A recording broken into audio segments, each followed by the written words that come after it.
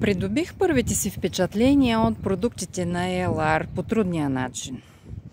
Отивахме на гости в едно село и там кучето на стопаните ме охапа по ръката. Аз за щастие носех в себе си продуктите, които бях закупила преди няколко дена и добре, че бяха в мен. Успях да си напръскам раната, да я дезинфекцирам с спреят и после, след като минахме през здравната служба и ми удариха тази инжекция за тетанус, продължих да мажа с останалите кремове. За една седмица раната ми зарасна. След още 10 дена аз нямах никакъв белег на ръката си. И толкова се впечатлих от тези продукти, че започнах да вярвам дълбоко в тях.